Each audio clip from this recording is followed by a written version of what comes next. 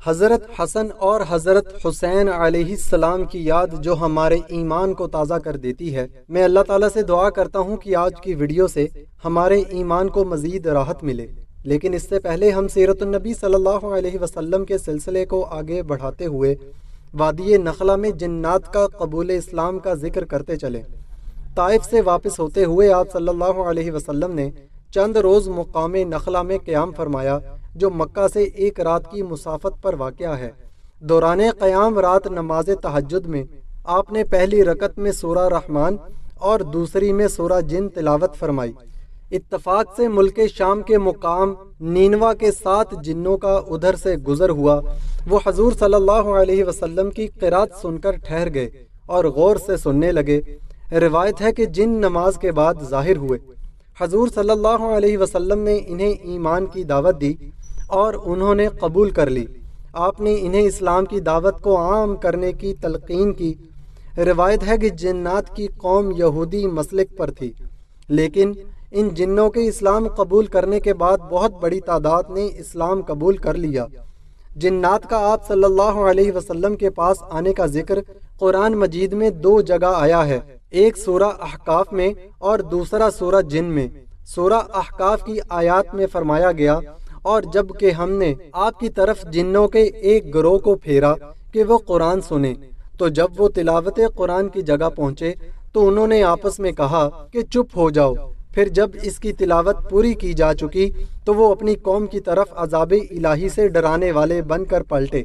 انہوں نے کہا، اے ہماری قوم، ہم نے ایک کتاب سنی ہے جو موسیٰ علیہ السلام کے بعد نازل کی گئی ہے، اپنے سے پہلے کی تصدیق کرنے والی ہے، حق اور راہ راست کی طرف رہنمائی کرتی ہے۔ اے ہماری قوم، اللہ کے دائی کی بات مان لو اور اس پر ایمان لے آؤ۔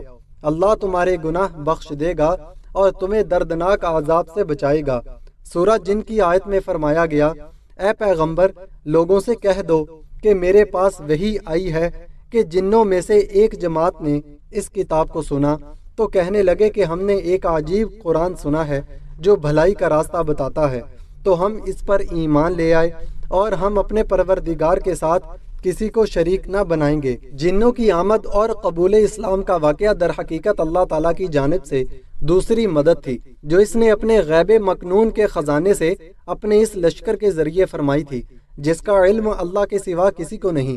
پھر اس واقعہ کے تعلق سے جو آیات نازل ہوئیں، ان کے بیچ میں نبی صلی اللہ علیہ وسلم کی دعوت کی کامیابی کی بشارتیں بھی ہیں، اور اس بات کی وضاحت بھی کہ کائنات کی کوئی بھی طاقت اس دعوت کی کامیابی کی راہ میں حائل نہیں ہو سکتی۔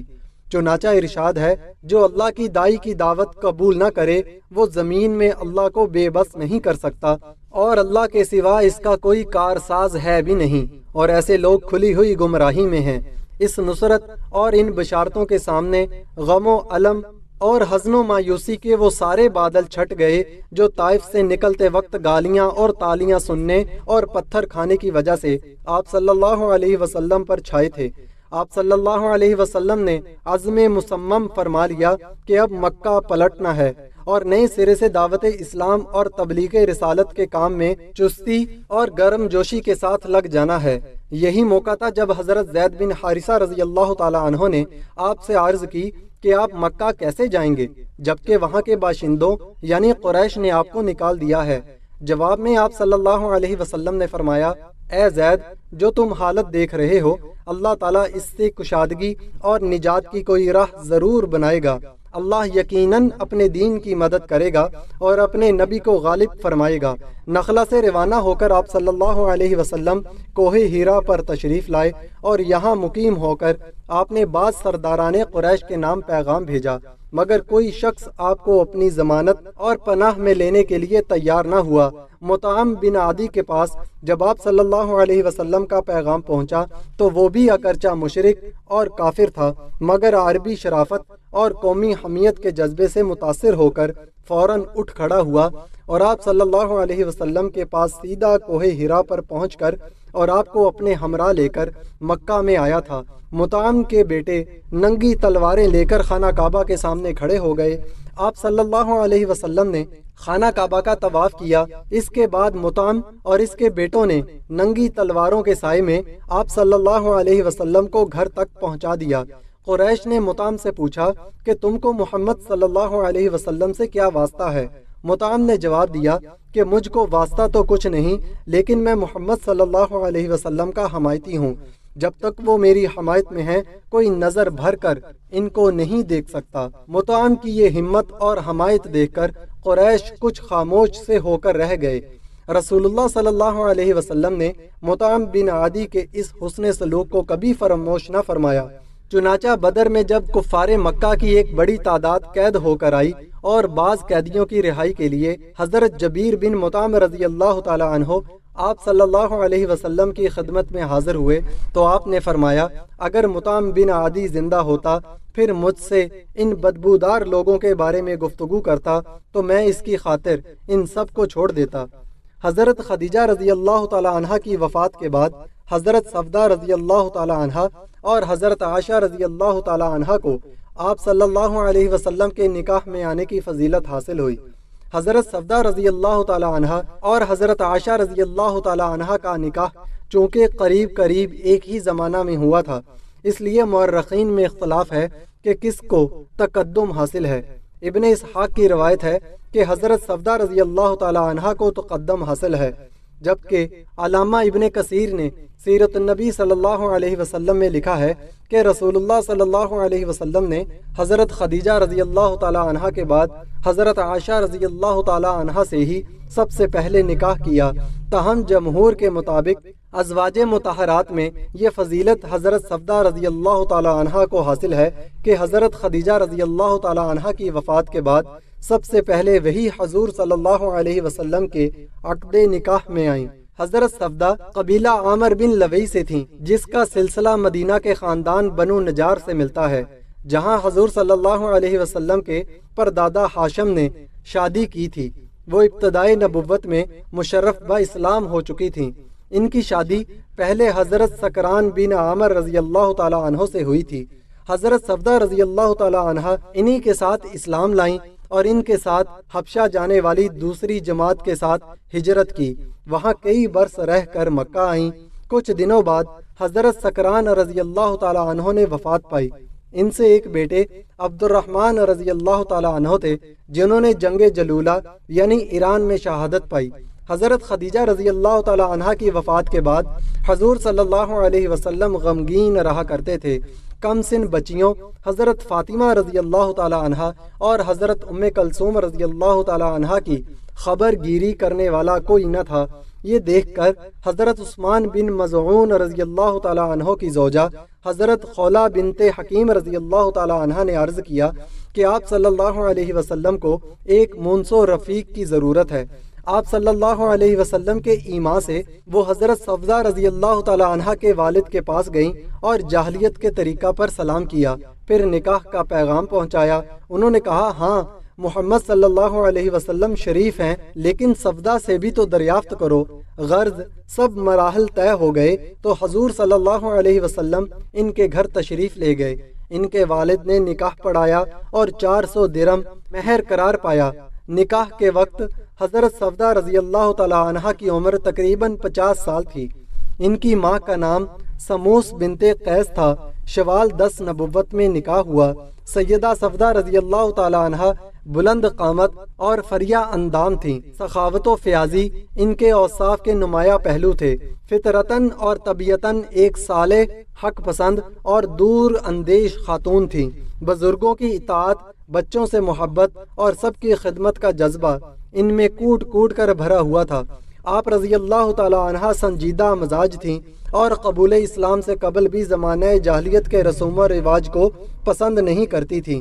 یہی وجہ ہے کہ جب آپ صلی اللہ علیہ وسلم نے توحید و رسالت کا اعلان فرمایا تو آپ رضی اللہ تعالی عنہ نے اس پیغام کو فوراً قبول فرما لیا اور دعوت توحید کے 3 سالہ دور میں جن 133 افراد نے اسلام قبول کیا، ان میں آپ رضی اللہ تعالی عنہ کا نام بھی نمایاں طور پر شامل ہے۔ آپ رضی اللہ تعالی عنہ اپنے قبیلے بنو لوئی میں سب سے پہلے مشرف با اسلام ہوئیں، اور آپ رضی اللہ تعالی عنہ کی کوششوں سے آپ رضی اللہ تعالی عنہ کے شوہر، میکے اور سسرال کے خاندانوں کے بہت سے افراد نے بھی اسلام قبول کیا۔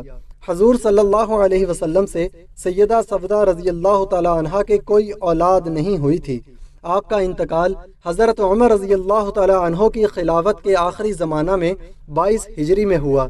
ناظرین گرامی، سیرت النبی صلی اللہ علیہ وسلم کی قسط نمبر 51 کا اختتام ہوا چاہتا ہے، تو چلتے ہیں آج کے اپنے موضوع کی طرف۔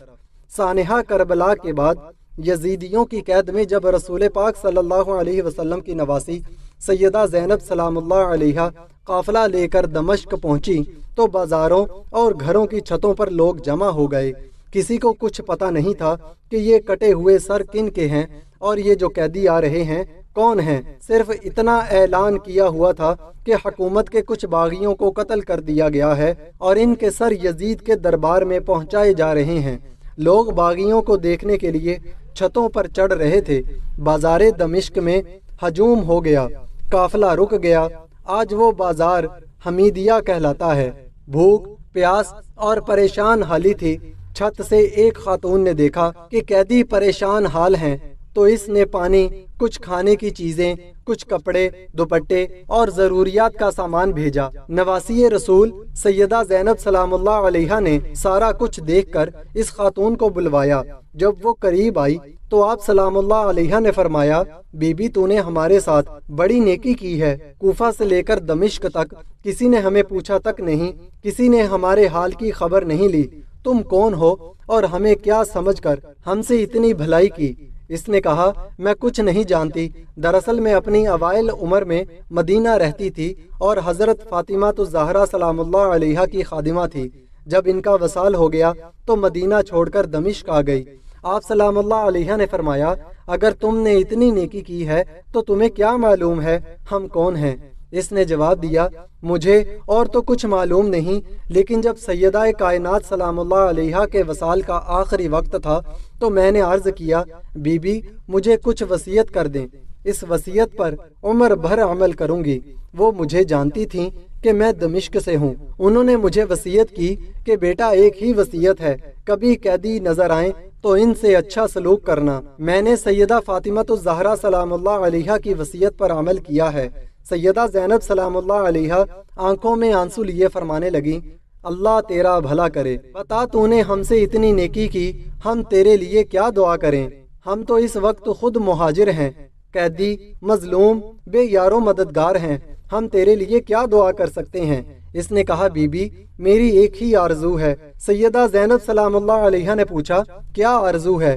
اس نے کہا، جب میں وہاں سے چلی تھی اس وقت سیدہ فاطمہ الزہرا سلام اللہ علیہا کے چھوٹے چھوٹے صاحبزادے تھے، حسن اور حسین علیہ السلام اور بی بی زینب سلام اللہ علیہا۔ اب زمانہ گزر گیا، میری اس وقت سے آرزو ہے کہ مجھے حسن و حسین علیہ السلام اور زینب سلام اللہ علیہا کی زیارت ہو جائے۔ آپ سلام اللہ علیہا دعا کر دیں کہ مجھے ان کی زیارت ہو جائے۔ بی بی زینب سلام اللہ علیہا نے فرمایا، تیری دعا قبول ہو گئی ہے۔ میں زینب سلام اللہ علیہا ہوں، قیدی ہوں، اور یہ جو سر کٹا ہوا نیزے پر دیکھ رہی ہو یہ ہے سیدہ کائنات فاطمہ الزہرا سلام اللہ علیہا کے بیٹے حسن علیہ السلام۔ ناظرین گرامی، ویڈیو کو پیش کرنے کا طریقہ اور ویڈیو میں بیان کیے گئے واقعات اگر آپ کو اچھے لگے تو ویڈیو کو لائک کریں، چینل کو سبسکرائب کریں تاکہ ہم اس طرح کی مزید ویڈیوز آپ کے سامنے پیش کرتے رہیں۔